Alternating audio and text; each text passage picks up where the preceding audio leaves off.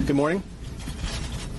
We're here today to announce 3 separate cases highlighting the ongoing threat posed by Chinese economic espionage and research theft in the United States. First, the arrest today of a Harvard University professor for lying about his participation in a Chinese foreign recruitment program. Second, this morning we have unsealed a separate indictment of a Chinese national working as a scientific researcher at Boston University who failed to mention on her visa application that she is also a lieutenant with the People's Liberation Army. Finally, this office has indicted another Chinese national for trying to smuggle vials of biological material out of the United States to China and lying about it to federal investigators. That defendant, whose entry to the United States had been sponsored by Harvard University, was a cancer researcher at a lab at the Beth Israel Deaconess Medical Center. So, this morning, the FBI arrested Dr. Charles Lieber, the chair of the Department of Chemistry and Chemical Biology at Harvard University, for making false statements regarding his involvement in China's Thousand Talents Plan and his affiliation with the Wuhan University of Technology.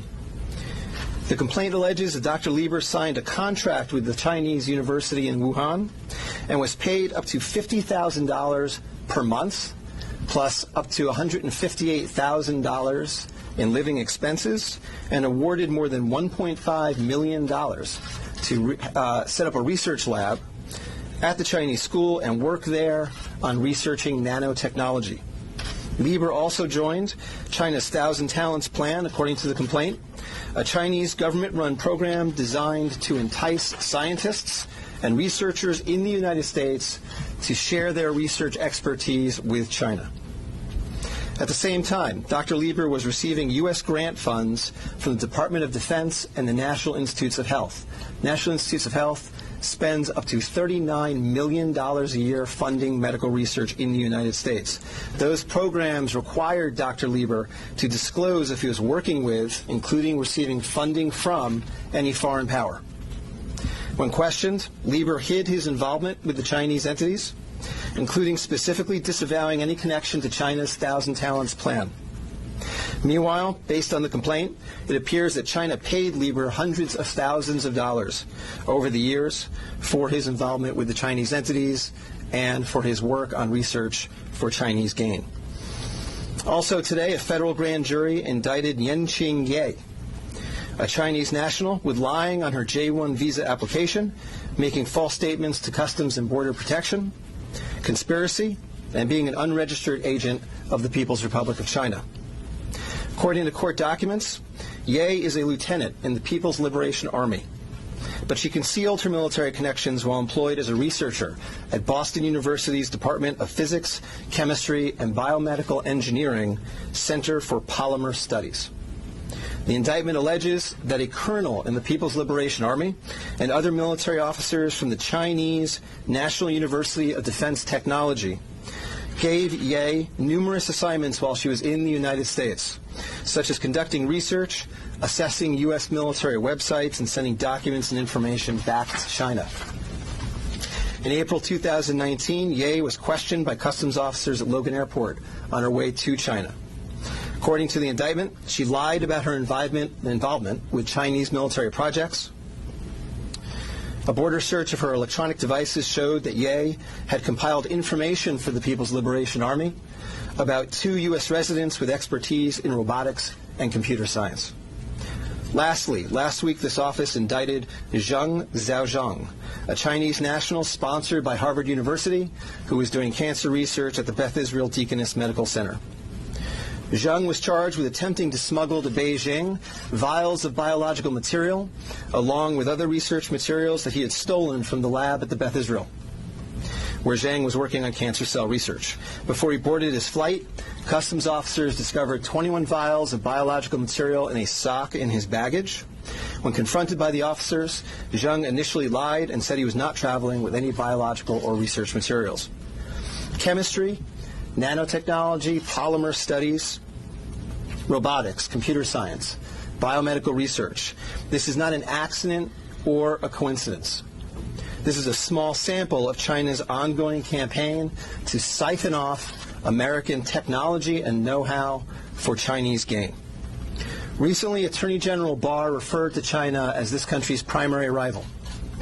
Similarly, FBI Director Chris Wray recently told Congress that right now there is no country that poses a greater counterintelligence threat to the United States than China. Through the use of not only traditional intelligence officers, but academics, researchers, its own private citizens, China is engaged in a massive, long-term campaign to steal U.S. research and technology for its own uses. As demonstrated by these cases, on the academic side, the Chinese government uses partnerships and exchanges with U.S. schools and research institutions to access cutting-edge research and equipment. Obviously, most visiting Chinese academics and researchers are here to work in good faith in U.S. institutions, but some of them are not. Some number have been incentivized by the Chinese government, either through the use of money or other means, to gather U.S. research and smuggle it back to China. Because of the sheer scope of this threat, a year ago, the Attorney General created the China Initiative at the U.S. Department of Justice, designed to prioritize and aggressively prosecute Chinese economic espionage and theft of intellectual property. The cases we are announcing today are part of that effort. Boston is an especially attractive target for this kind of exploitation, and universities and research institutions and tech companies in this area must become sensitized to this threat. Our community benefits greatly from the diversity and talent of international visitors and our partnerships with foreign institutions, especially research institutions. But Chinese economic espionage and theft is a real and daily occurrence that we must begin to confront. As the world struggles to contain the new virus, a new speculation from the Chinese scientists who believe it may have originated at a research facility not far from the Wuhan fish market. While they say more research needs to be done to find solid proof, such labs are known to contain disease-ridden animals, including hundreds of bats. Our Kim Hyo-sun with the details. Amid the continued spread of the COVID-19 virus, there's rising speculation the virus could have originated from a government laboratory in Wuhan rather than the widely held belief that it emerged from the city's Huanan seafood markets. Citing a report published by Chinese scientists, a Chinese-language newspaper published in Hong Kong, Mingpao, and the British daily The Mirror explained Sunday that the Wuhan Center for Disease Control, or WHCDC, could have spawned the contagion in Hubei province. According to the report penned by Bo Tao-xiao and Lei Xiao of the South China University of Technology, the research lab, which is only 280 meters away from the Huanan seafood market, kept disease-ridden animals, including more than 600 bats. It stated that while it's plausible the virus was leaked from the lab and contaminated initial patients in this epidemic, more solid evidence is required through future study. The report also raised a possibility that the Wuhan Institute of Virology could have leaked the virus while it was carrying out tests involving Chinese horseshoe bats. Against such a backdrop, an article published by the Washington Times late last month is garnering attention as it raised the possibility that the disastrous outbreak could be the accidental result of biological weapons research. This comes as a renowned law professor at Tsinghua University in Beijing, Xu Jiangren, is known to be missing after publicly condemning Chinese President Xi Jinping for failing to contain the spread of the virus at an early stage. He even added the condemnation could be the last message of his life. Kim Hyo-sun, Arirang News.